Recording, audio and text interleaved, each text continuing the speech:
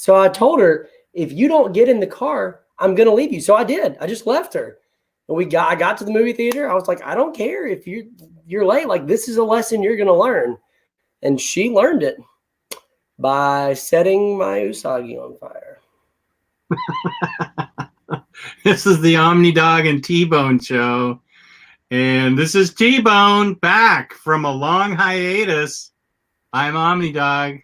This is TBone. Nobody mentioned that story to my wife, please. Should be embarrassed to hear that. Your daughter. No, I would never leave her. She's 4 or 5, Jess. She's 5. She can't drive to the theater by herself. That would be crazy talk.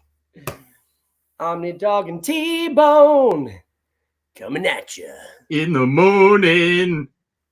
Right now, coming at you on a Saturday morning. Here on the OmniDog's Vault channel, we've got TBone back with us from a long hiatus. Not only are we going to review the fantastic Turtles book number 4, but we've got a live unboxing of T-Bone's order from Big Bad Toy Store that is so big and was so long ago, he has no idea what's in it. It's all going to be a surprise to him. It's a mystery to everybody, except for my wallet, which felt it greatly, I'm sure. Now, how did you get out of any kind of wifely anger when that box showed up and you weren't home to get it? Well, here's the thing. There is something called the Blunt Protocol. Yeah, what is the Blunt Protocol? I don't know if I can go on record of saying it and it'd be used against me. It's a technique that works extremely well, but you can't use it all the time. And it only works when you pre-order things. But the way Big Bad Toy Store works is you pre-order a bunch of figures and they hold them until you tell them to ship. So these are some figures, and I honestly don't know truly how long ago they were that I ordered them. But when the big box comes in, you go, I'm so excited. All my figures from last year showed up. They just been holding them, and they had to ship them. So it's not recent orders, if you get me. I get you. So you can escape the recent wrath. Like, have you been making the budget these few months? It's from like last year. Like, who knows when this was? So it got me out of a real tight pickle. My wife and daughter are out of town for a week, so nice. It came the last day they were here. I know, it was poorly timed. It was supposed to come when they were gone. Yeah, that'll be my my 10-book in stock trade order, which should come in today. Okay, that's fun. You have a fun week by yourself. 10 omnibuy. I refuse to say omniboo. I can't. I don't acknowledge that word even exists. It's the worst. It is truly the worst. No. Anyway, use the Blunt Protocol very sparingly. Only in the right circumstances will it work. But it did work. And here we are, TMNT. TMNT, Volume 4. Now, I read Volumes 1 and 3 with Tyler, and I will say I enjoyed them. They were fun, they were engaging, and there was enough story there that made me want to go on. But this book is crazy good. The writing, which is done by, who is it? Clint Eastwood? Yeah, you nailed it. It's Clint Eastwood. Clint Eastwood is the writer for this book. The writing is so good. This book is so exciting and interesting. It's phenomenal. I am totally hooked on it. Totally hooked on it. I want to do another video as soon as possible so we can read Volume 5. I totally want to do like one a week until we're done. I love this book. It definitely took it up a notch. I felt like, since we're talking about the writing, before we get into the art, I thought the writing was super good all the way through. I thought all the tie-in issues were really important and really well done, and they really added to the story. They didn't take away from the story. And I thought the art was excellent all the way throughout the book. Let me highlight myself. So why don't you talk about the book, and I'll show pictures of it, because the art is great throughout the book.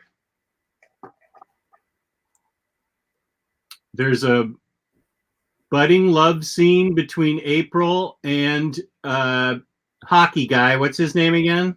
Casey Jones. Casey Jones. They go to visit April's parents on a farm with the beaten and bloodied turtles and their sensei. Because the end of the last book, we left off, spoiler alert, where Leonardo had been brainwashed. Right. By the foot, and he had just rejoined them, but still struggling greatly. Right. And we also have, of course, General Krang and what's Trapezoid's name? Trapezoid. Fugitoid? Fugitoid. We've got a Fugitoid storyline too, where he's coming to his senses after trying to destroy himself and wants to destroy all the evil plans of General Krang. And we've got evil Dr. Stockman with his own agenda. So good. Then we've got Alexa, or whatever her name is.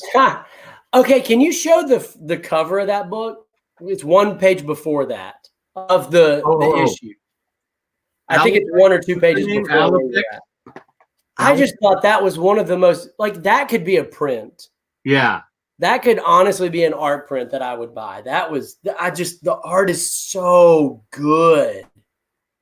And before anybody bugs me, I'm well aware it's Kevin Eastman that does the writing. I'm messing with that.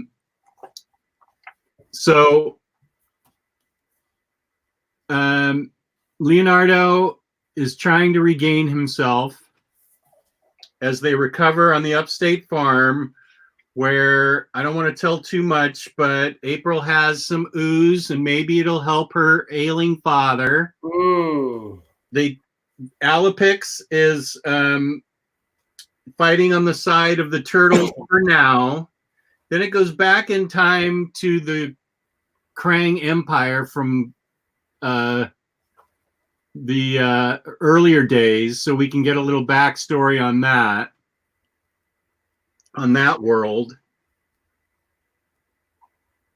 and the rebellion that happens. I don't want to talk too much about it and spoil it, but I just want to show off some of this really great art. Ooh. Can you flip to page 124? 124. Yeah, I'm really close to it. Okay, I wasn't sure if you'd passed it yet. Oh, man. I love that. I truly love that. It's just so well done. So cool. And then you got the Kevin Eastman cover on the next page,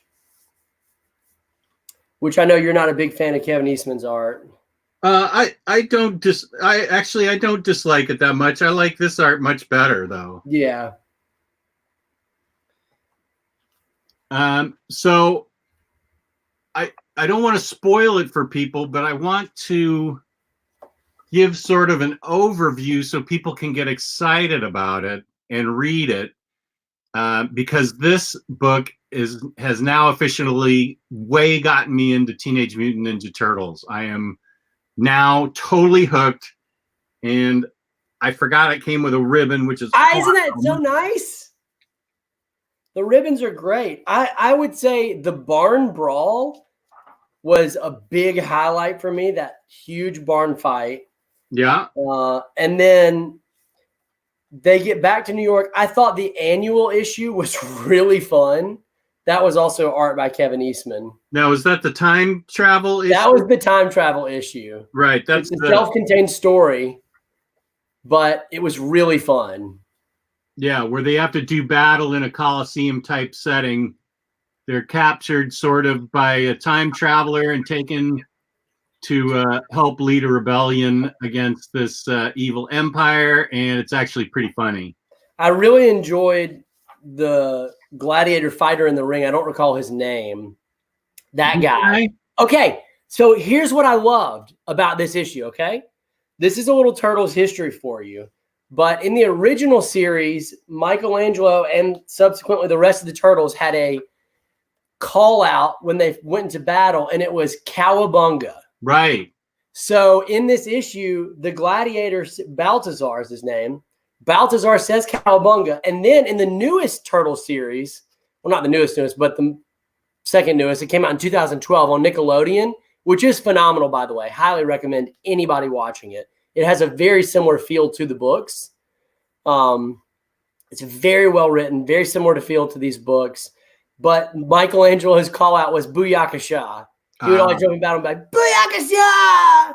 And it was, and I loved seeing both of those catchphrases in here from Baltazar. And also as a plug to that series, which is phenomenal, very much the feel of the book, there is a three-parter episode of Usagi Yojimbo. Oh. Where the Turtles cross over with Usagi. And it's incredible. I mean, it's just have that in a separate book. I have a TMNT Usagi Yojimbo book. So in the show, they really do a good job of capturing Usagi. And they go to Usagi's world. Oh. And so you see all the Usagi characters. I mean, it's really phenomenal. It's like a movie. Fun. Highly recommend the series. Now, I forget the name because I just read this, and of course I've already forgotten it. I believe we see the introduction of two of the more famous characters in this book. Isn't this, or did we see the introduction in issue 3? I mean, Rocksteady and Bebop is who I'm talking about. Yeah, Rocksteady and Bebop. So they were introduced in book 3, I believe. Book 3, okay. But they were very prominent in this story. I very much love their characters, and I am mad on the hunt for those 2 action figures from NECA. Oh, I want them so bad. Hard to find. Yeah, okay. So another highlight to me of the story. The first was the Big Barn Brawl. Like the one-off time travel issue. But man, talk about the heart of the Casey Jones family dynamic story. Yeah, I have pictures of that right here. Golly, does that not resonate so well? Is that not good writing where you just, without spoiling the details of the story, you get a father who you do get the sense that truly loves his kid and wants to do best by his kid, but not enough to put his own selfish needs on the back burner. Right. He wants to relive these glory days that he's had. And that's the most important thing, is his pride and his reputation and his strength over his relationship with Casey. And it was just, man, it was so good and so well written. So we did get the introduction of one really famous Turtles character, though, that I was ecstatic to see. Okay. Shellhead. Or Metalhead. Metalhead. Shellhead? I think she called him Metalhead. Metalhead. Yeah. Metalhead. Great robot. Famous in all the Turtles cartoons. Famous in all the Turtles series. And in the Turtles in Time video game. He's a fun boss in the second stage. But just a really cool addition. I mean, look at the artwork. Wow, it's just so good. And you get these cool, like, really kinetic fight scenes. That's one thing that I really like about this book, is there's a lot of good kinetic motion. Yeah. Where you see, like, he's punching and there's a lot of movement, and you get the feel of that. And then look at this, the coloring and the inking. Like, look at that. Look at his eyes glowing. Mm-hmm. That's just so well done. Another part that I liked about that part was we get Angel donning the super suit that Harold creates. That was great. I had forgotten entirely about the character of Harold until reading this book. He is really a funny character. He is. He's very funny, and Angel's funny too with him. And I like. I really come to like Angel a lot in this story. Me too. And do you feel like I definitely feel like they're building towards a love triangle. Oh, between interesting. I didn't pick up on that. Casey, Angel, and April. I don't know that they've explicitly done. I can't remember if when Angel was first introduced, if she was a love interest for Casey. I don't recall, but it definitely feels like subtle undertones of two important women in his life, right? That he can relate to on different levels. He relates to April because of the turtles and everything that he hopes he could be and the type of person he wants to be for her. But then Angel, who's more the type of person who he relates to based on their history, like how they grew up, both in the Dragons with Angel's dad and his dad, both being former Dragon members. And Angel's much more of a street kid. So I could see, she relates to him on that level that April can't quite understand. So I really feel like they're going to build towards an interesting love triangle there, I hope. And then we get towards the end of the book, we get two really interesting plot lines. The first, we get a return of Hob and Slash. Yes. And I loved what they did with Slash. Yeah. They did amazing. Something so great with Slash. Slash, so that was so, oh my gosh, Pigeon Pete. Yeah, I cannot tell you how hard I literally laughed out loud at this character. Pigeon Pete. So he was a character. They used some mutagen on a random pigeon, but all he can do is basically say his name, and he carries a gun. And it's just hysterical to me.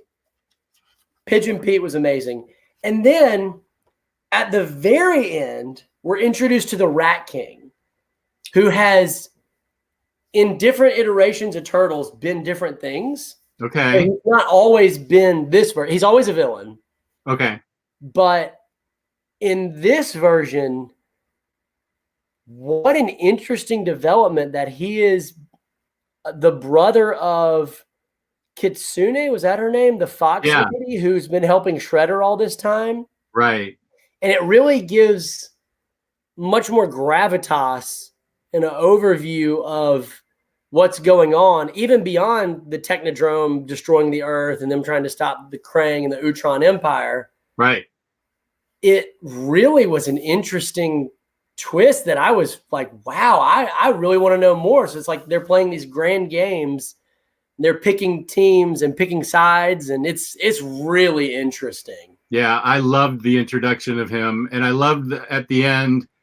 I don't want to say what the end was there was a big meeting, and it ends on a cliffhanger. And yes, I just can't wait. I may not wait for you, dude. I may just go ahead and read volume 5. I'm so into it. I'm with it, dude. I'll pick it up and read it. Right now, I'm finishing the Ben Reilly omnibus, and when I finish that, I will absolutely. I would drop that thing like a hot rock. How dare you? TMNT 5, Ben Reilly on it. How dare you? That is a great book, and I'm going to do my own video review on that book. Oh, I can't wait to see that. It's going to be phenomenal. Trust me. When is that 2025 that's coming out? Yeah, it's and it's coming in 2025 to a YouTube channel that probably doesn't even exist anymore. It has yet to be invented. It has yet to be created. Or maybe I'll hack the OmniDog's YouTube channel and post it on there. So speaking for myself, I found this incredibly fun, incredibly interesting, very compelling, lots of interesting plot points, extremely good character development. We get to learn more about every single character in the introduction of new characters. Yeah. There are plot twists galore. Very compelling. I cannot wait to read volume 5. As I said, I may go ahead without TBone and just read it myself. Totally agree. It's the best of the bunch so far for me. Yeah. I mean, interestingly enough, I feel like almost every book has gotten better and better. Yeah, I agree. And I don't know if that's just because the writing has really seemed to find itself. The pacing has been good. They've really been able to balance really well a lot of different plot lines with the Krang, the Utrom, and the Shredder, and some of those are starting to converge now. But whatever it is, man, it keeps getting better and better. So I'm super into it. Absolutely love it. After reading it, it caused me to go get these NECA turtle figures. I don't know if you can see them up there. Oh, up at the top of your bookshelf? So that's a custom diorama I had made up there.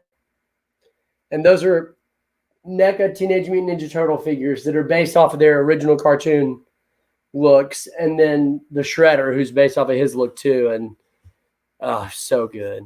So good. Truly, they may be my favorite figures I've gotten in the last 6 months until a few minutes from now. Speaking of figures, let's go to the box. Let's go to the box. Live unboxing of T-Bone's Big Bad Toy Store order. Oh boy.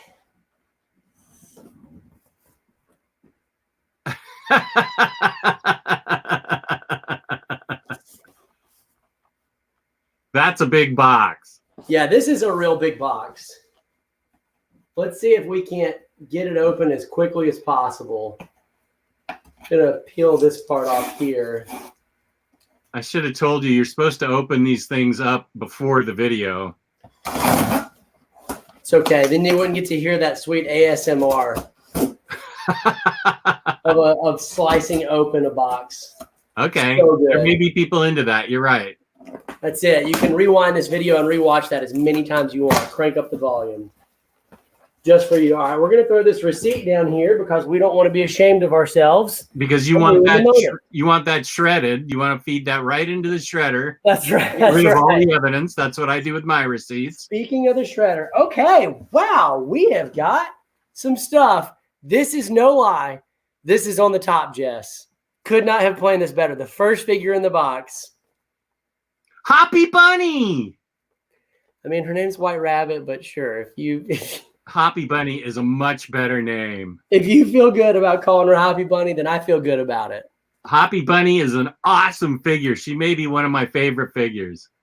I mean, look at that. Great figure.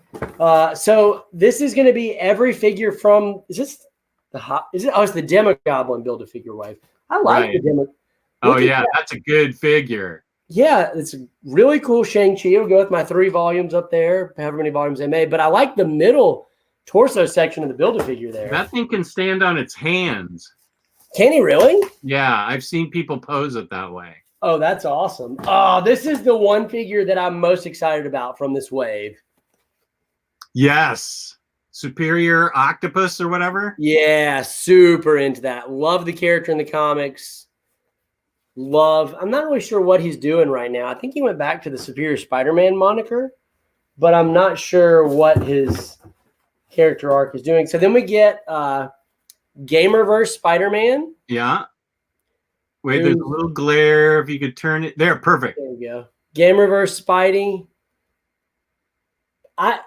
Spider Armor Mark III. So I guess this was in the PS4 game, but okay. I guess so. I haven't played it yet. I played the game, but I don't remember it. This is my least favorite figure from the entire wave, by far. How many vultures do we have?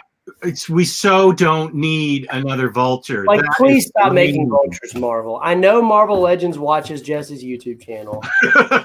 I know the creative director loves it. So this is to you. Please stop making vulture figures. We don't need any more. I think I bought that vulture figure and left it in the box just so I could pick out the Demogoblin leg or whatever came with it.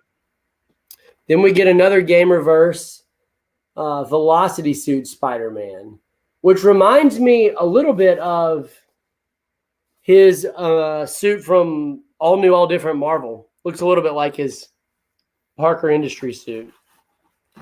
Then we got this wave, which I've been stoked about for a long time.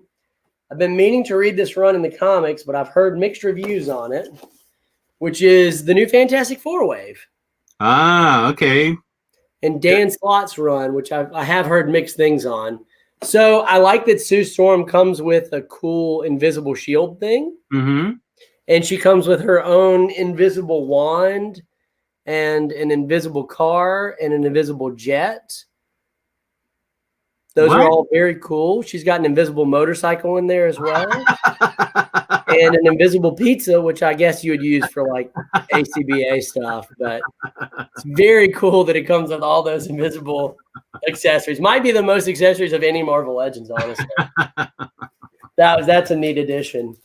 And then we got the other two members of the Fantastic Four. And these aren't their classic looks. Now, they released their classic looks from Walgreens, and I honestly still need to pick up the Torch and the Thing in their classic looks. But I like these outfits. Yeah. I'm a fan of the black. Now, I didn't pick these up because I have the Walgreens, and I didn't feel like I needed extra. Yeah, you probably don't need both. I mean, look at that face sculpt. That's the Super Skrull? No, on Thing does look good, but the Thing, it's a really well done face. Yeah. So I do need to get the classic ones because I feel like those look the best in a classic pose, especially in front of Omnibus. Now, the two new figures that I was more excited about was She-Hulk. Yeah, I pre-ordered that myself. Which is a great looking figure. Like, look, you can see I'm trying to get it without the reflection. You can see these like green cuts on her where she's bleeding green gamma blood. Ooh. That's really cool. Savage face. Man, they have gotten so good on their faces. Oh, their faces are awesome. Like, it is really amazing. And then the creme de la creme. Oh, monsieur. Dr. Doom. The Doomster. Doomarama. The Doomino. Just a really awesome figure. Like, man, I'm super excited to get this. So, actually, that's primarily. Then we got SH Figuarts Jiren. I have no idea who that is. He was the antagonist in the final arc of Dragon Ball Super. I have no idea. Very awesome. It's okay. When I come visit you, we're going to binge watch every episode of Dragon Ball. You're never visiting me then. Every episode. Hey, you said if I came, you'd watch whatever I brought. I did. I think I'm on tape saying that. That's right. I got this on tape. And then last but not least, had to be done. Power Ranger. Green Ranger and Putty. So I've actually got two Green Rangers now that I need to get rid of one of them. I'll probably just sell it for cost to anybody. So if somebody wants it on the video, because I just wanted an extra Putty figure. So I got two of these because I wanted to have more than one Putty figure. So that's it. That's the whole haul right there. That is an awesome haul. Thank you for sharing it with us. That was a wonderful surprise. And honestly, if this had been about 3 hours later, I could have shared my 10 book haul, but I'll have to save that for another time. Okay. Because that's going to be fun from InStockTrades.com. So this has been the OmniDog and TBone show where we encourage you to read TMNT 4 and buy your figures and enjoy them. Shazam! Yeah, that's right. And you can find me as usual, OmniDog and OmniDog's Vault on YouTube and on Instagram, OmniDogs_Vault. And you can find me hiding behind it. You could find me hiding behind a desk, crunching numbers all day, crying myself to sleep at night, dreaming about taxes. My version of hell. Okay, thank you to everyone that's watching this. Please leave hit the like button, hit the bell so you get notified when you subscribe, and feel free to leave a comment because we respond to comments. And peace and love, peace and love. Thank you for watching.